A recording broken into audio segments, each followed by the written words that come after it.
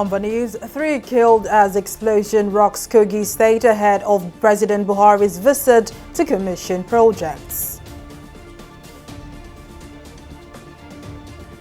Police arrest army deserter for alleged high-profile attack.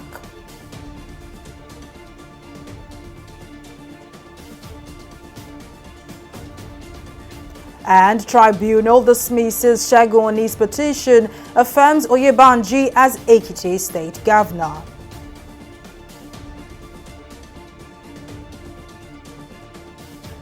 Glad to have you join us on News Now. I am Mary Kanu.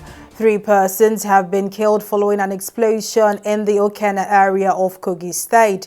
The incident was said to have occurred at a mosque near the palace of Ado Ibrahim, the paramount ruler of Ibira land.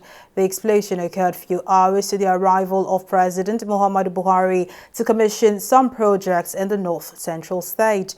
President Muhammadu Buhari, who arrived the state safely, has inaugurated the multi-million naira reference hospital in Okene local government area of Kogi State. The president commended Kogi State Governor Yahaya Bello for delivering the electioneering campaign promises and called on the people of the state to cooperate and support the governor for more to deliver more dividends of democracy to the state.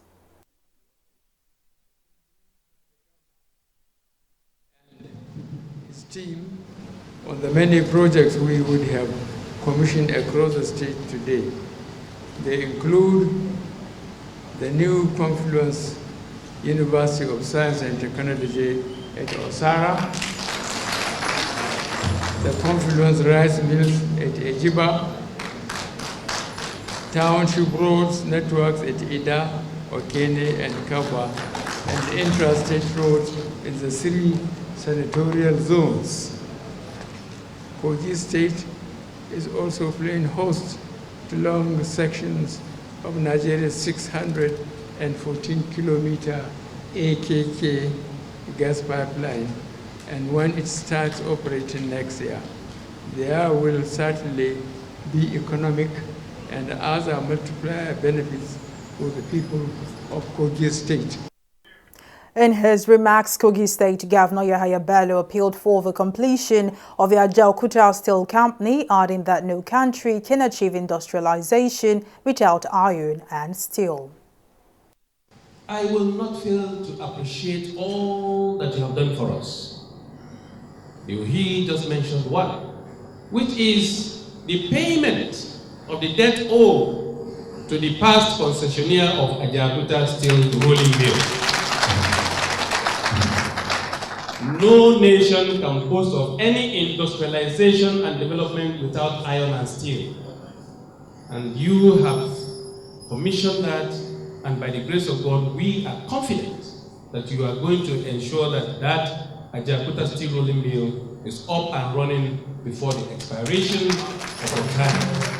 No other single project holds the key to unlocking this vast potential as much as Ajaokuta Steel Complex, which we inherited as a long moribund complex strangulating under a tangle of local and international commercial disputes. I am glad to report that we begin to round off in office. We can genuinely say that our administration has rescued Ajaokuta from all legal disabilities, and it is now ready for concessioning to a private investor with the right profiles to put it to work for Nigeria in general and Kogi State in particular. The Imo State Police Command has paraded a wanted army deserter Chinwendu Wangu, also known as Onyami. The spokesperson for the command, Michael Abatam, disclosed that Wangu, who deserted the army after 8 years of service, had committed many atrocities. Abatam said after years of surveillance, the suspect was arrested during his father's funeral in the Abo Mbise local government area of the state. Immediately they sighted the police. They engaged them. In the exchange of fire, 2 of the hoodlums were injured fatally, while the main suspect, they call him Onyami. Nothing happened to him because the bullet he was receiving was not entering, was not penetrating his body. He attributed it to what he called Odeshi.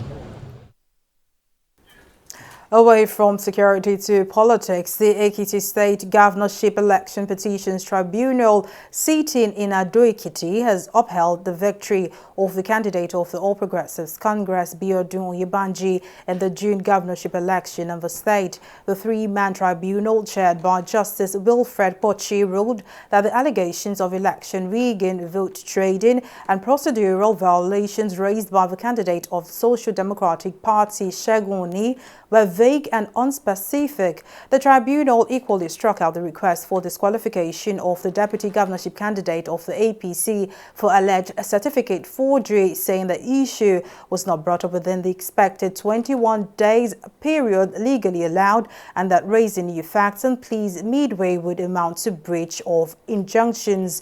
Oyebanji had polled a total of 187,057 votes to defeat his two closest challengers, Segun Oni of the Social Democratic Party and BC Kolawole of the People's Democratic Party.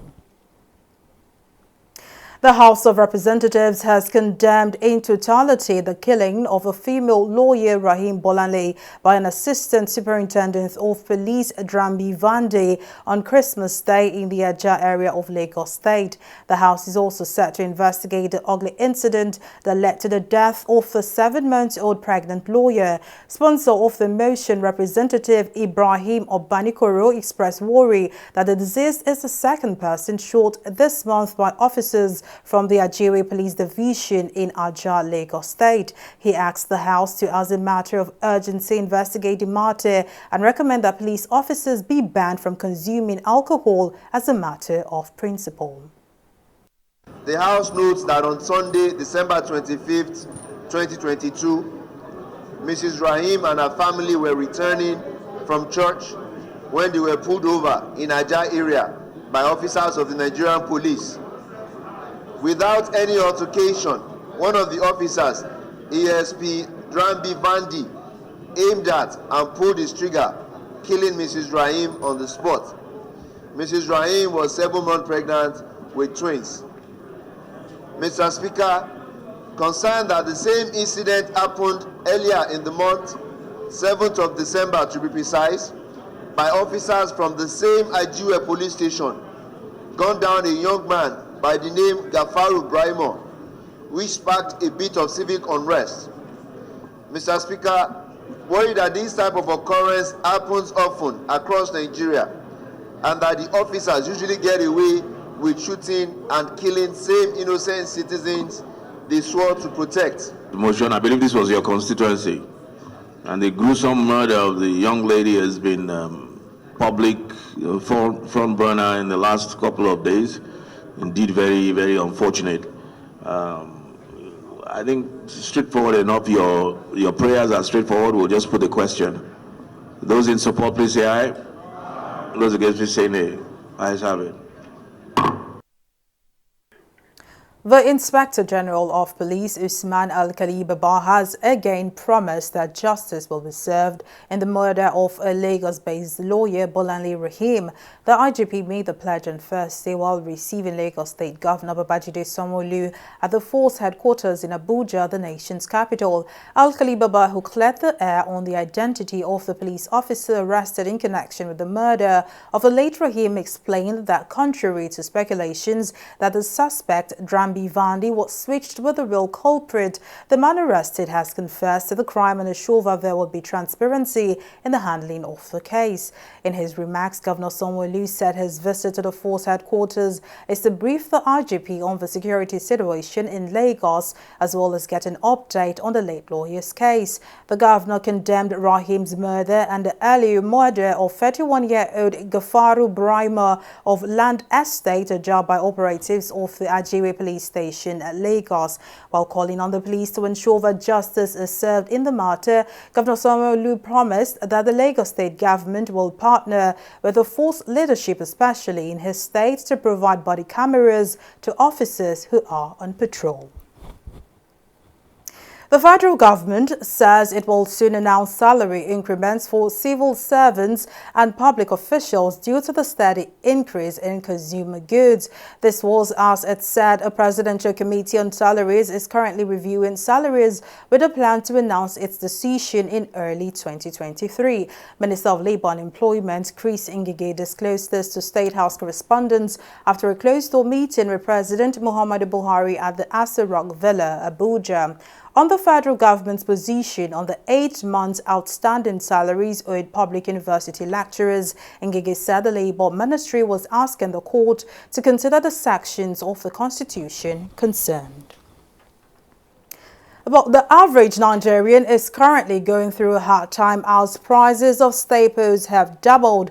The price of a bag of rice now costs way more than the country's minimum wage. The cost of transportation has also been on the rise. To speak more on this, Jide Ojo, public affairs analyst, joins us now. Well, thank you very much for joining us. If you can hear me, with the country's economic situation now, would you say the news of the salary review is a cheering one, considering that Nigeria still has to deal with challenges of generating funds? Are we moving in the right direction?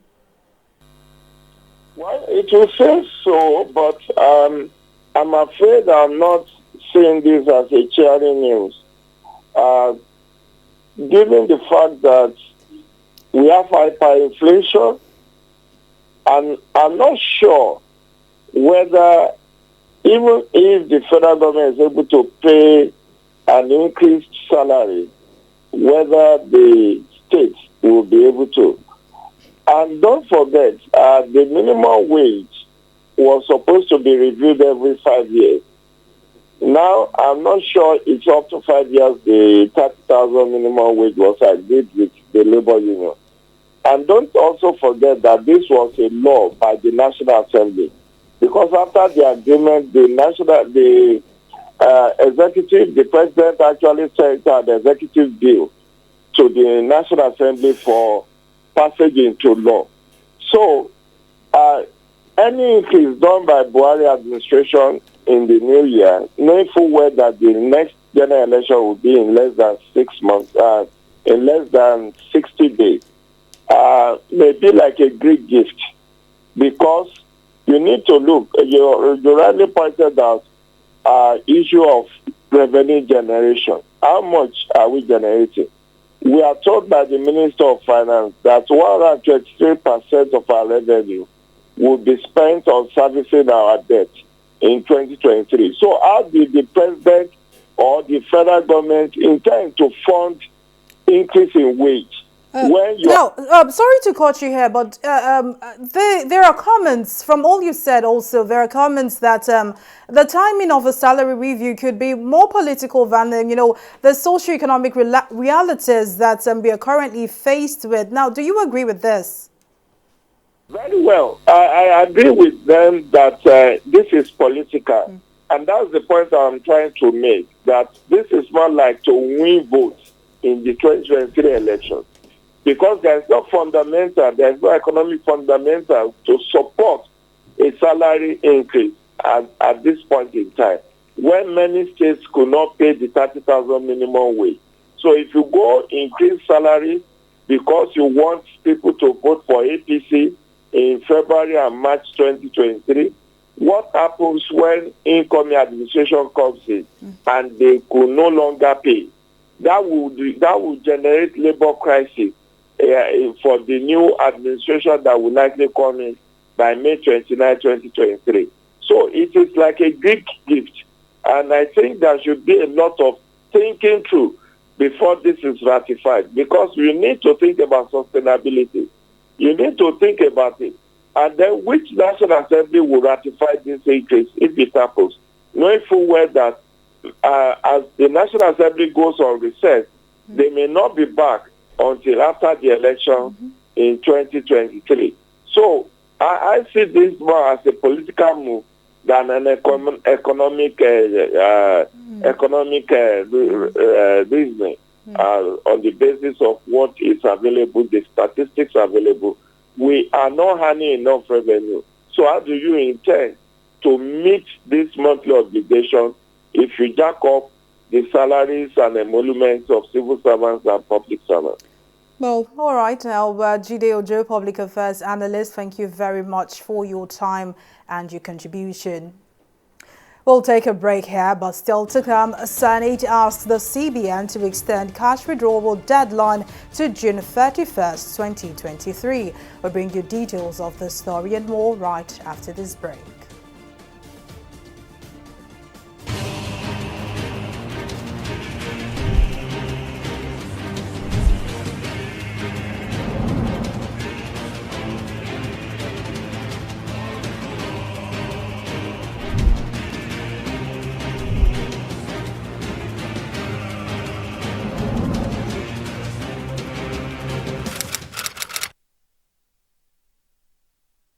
Nigerians, elections are here again. Let us shun violence. Let us play the game according to the rules. Do not be a thug. Say no to violence. Let's rise and defeat violence, crime, and sabotage against the peace of our nation. Nigeria is the only country we have. We must do everything to keep it united. We must avoid any act that promotes hate and disintegration. Say no to separatist movement, terrorism, fake news, hate speech, religious bigotry, and any act that tends to divide us as a nation. Watch out for strange gatherings and suspicious movements. Restrict access to sensitive documents and data, the disclosure of which may damage national security. Educate your staff and family, particularly on measures to safeguard information and report security breaches. Apply relevant legal security guidelines to protect yourself and your neighbors. Due to misinformation and wrong choices, some idle persons resort to vices in their greed to get rich quick. They resort to kidnapping, killings for rituals, and other heinous crimes. Avoid wrong use of the social media. Before you broadcast that false message, think twice. Ask whether it will promote peace or violence. For safety at home, still be security conscious. Educate your household on safety tips. Report all suspicious movements and persons to the security agencies nearest to you. Be a good citizen. Be patriotic. To pass security information, please call 0813-222-2105, 0915-339-1309, 0908-837-3514, or send a mail to dsspr@dss.gov.ng. This message is from the Department of State Services, DSS. Welcome back. Here's a recap of our top stories tonight. 3 persons have been killed following an explosion in the Okene area of Kogi State. The incident, which happened at a mosque near the palace of Ado Ibrahim, the paramount ruler of Ibiru land, occurred a few hours to the arrival of President Muhammadu Buhari to commission some projects in the north-central state. Meanwhile, President Muhammadu Buhari, who arrived in the state safely, has inaugurated the multi-million naira reference hospital in Okene local government area of Kogi State. We also told you that the Igbo State Police Command has paraded a wanted army deserter Chinwendu Nwangwu, also known as Onyami. The spokesperson for the command, Michael Abatam, disclosed that Nwangwu, who deserted the army after 8 years of service, had committed many atrocities and was arrested during his father's funeral in the Abo Mbise local government area of the state. Well, in case you missed any of our news bulletin, or for more updates, you can catch us on Limex World TV or log into our website in www.tv360nigeria.com. You can also follow us on our social media platforms on Twitter, Instagram and YouTube at TV360 Nigeria. On Facebook, we're at TV360 Online.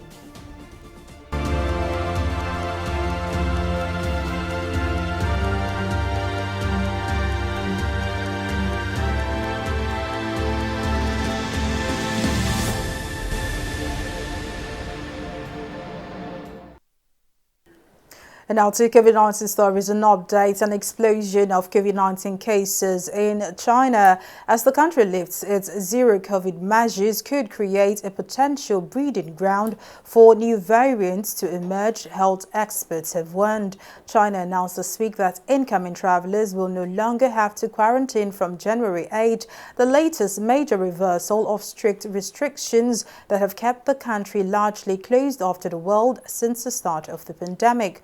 With the virus now able to circulate among nearly 1/5 of the world's population, almost all of whom lack immunity from previous infection and many of whom remain unvaccinated, other nations and experts fear China will become fertile ground for new variants.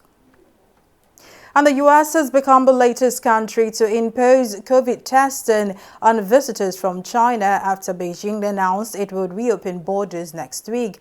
Italy, Japan, Taiwan and India also announced mandatory tests, but Australia and the UK said there were no new rules for travelers from China. The U.S. Centers for Disease Control and Prevention said this was needed to help slow the spread of the virus as the country works to identify any potential new variants that may emerge. We'll take a break now and return with business stories, to stay with us.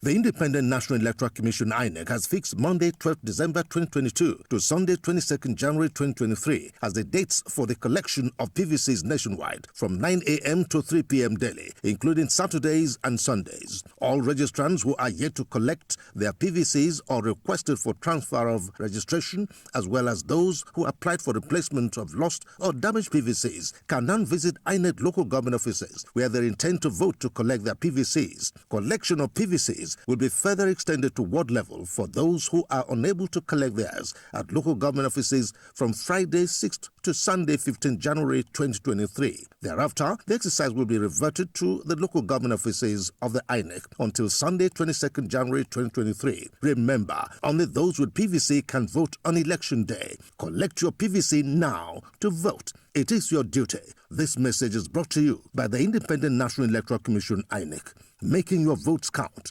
consolidating our democracy.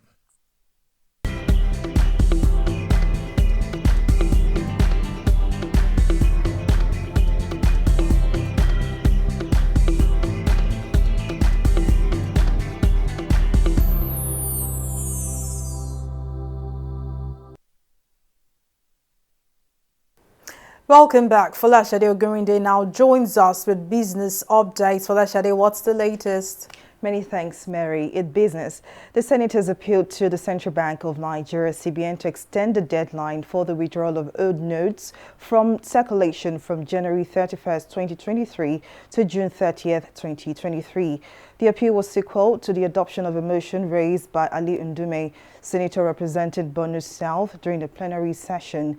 Ndume cited Orders 41 and 51 of the Senate Standing Rule to seek the leave of the Senate to move a motion on the urgent need to extend the circulation of old Naira notes. The lawmakers said the notice given by the CBN is too short, considering the limited number of banks in Borno and Yobe states and the inability of people in these states to lodge the old notes in time to meet the deadline. If the withdrawal of old notes from circulation is not extended beyond 31st, many Nigerians will be thrown into hardship, and to avoid a repeat of 1984 experience withdrawal of old notes, accordingly resolve to urge the Central Bank to urgently extend the withdrawal date from 31st January to 31st June 2023. If we insist on the date given by the CBN, it will cause a lot of losses to our rural dwellers. And certainly, majority of our people live in rural areas where there are no banks and there are no even POS. So it is appropriate to extend the time as suggested in the motion. I urge all of my colleagues to support this very important motion for the benefit of our people. timing need to be well extended to allow each and every Nigerian to play his own role by coming along with this the policy, which, as good as it may be, the timing, the confinement of time is really so bad and will not work. Electrically, it cannot work. So if the time is extended, it may somehow be a good piece of policy. But as for now, I support the motion established by Senator Ndumi that this cash limitation withdrawal and the change of currency be extended to June 30th, 2023. Reactions have continued to trail Senate's passage of the 819.5 billion naira supplementary budget. Apart from the worry over the country's increased debt profile, economic experts have questioned the timing, especially as the Buhari-led administration will come to an end by 2023.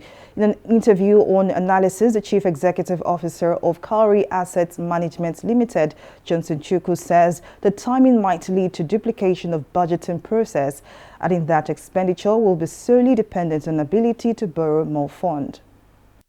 The 2023 budget might take a longer time to be passed, and therefore the government may have some compelling expenditure it has to incur in the next couple of weeks.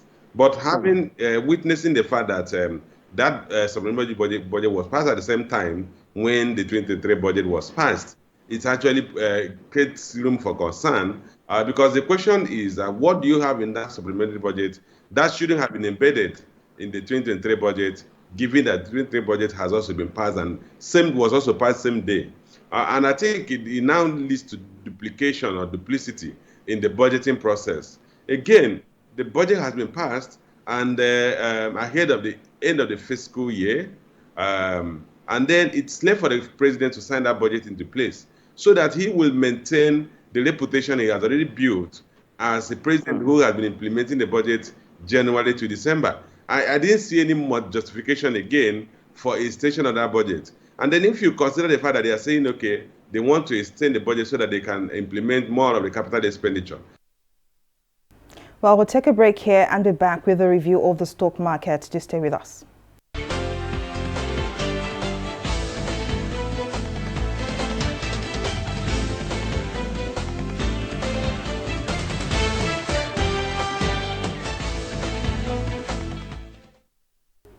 Trading on the Nigeria exchange on Thursday continued on its positive streak as market capitalization rested comfortably at 27.4 trillion naira, with the all-share index in the greens at 50,300 basis points. Now 111 listed equities participated in trading, ending with 37 gainers and 9 losers. Next, Nigeria led the gainers with 10% share price appreciation, followed by Garagu Power. Now on the losing side, we see that livestock feeds came out last with an end-of-the-day price appreciation of 1 naira and 9 kobo per share, followed by FBN Holdings. Now at the end of today's trading, we see that a total of 490 million volume of shares valued at 7.74 billion naira exchange hands in 4,480 deals. Now let's see how some of our select global stocks performed. FTSE and Dow Jones appear to be doing well, closing in the greens at 0.21 and 0.98% respectively. Unfortunately, same cannot be said for Asian stock Nikkei, which closed in the red at 0.94% due to losses in the shipbuilding, textile and power sectors. That's it on business news and stock market review. Back to you, Mary, for the rest of the news. Thank you for the update, Falashade. Moving on now to the global scene. A new wave of Russian missile attacks has left many people wounded in Kyiv, Ukraine's capital. On Thursday, Ukrainian presidential advisor Mikhailo Podolyak said more than 120 missiles had been fired into the country. While posting on Twitter, Podolyak said the missiles were launched by the evil Russian world to destroy critical infrastructure and kill civilians en masse. Ukraine's Defense Ministry said Russia was saving its most massive missile attacks for the end of the year, but they would be met with failure. And in sport, India is planning a bid for the 2036 Olympic Games and will lobby for hosting rights at an International Olympic Committee meeting next year, the country's sports minister has said. Prime Minister Narendra Modi's government has been vying to establish India as a global sporting power and has shoveled money into domestic infrastructure. Sports Minister Anurag Thakur says it is the right time for his country to pitch for the world's largest sporting event. India previously hosted the Commonwealth Games in 2010, but the event was marred by widespread accusations of corruption and mismanagement. Well, that's our package this evening. Thank you for staying with us. I am Mary Kanu. Bye for now.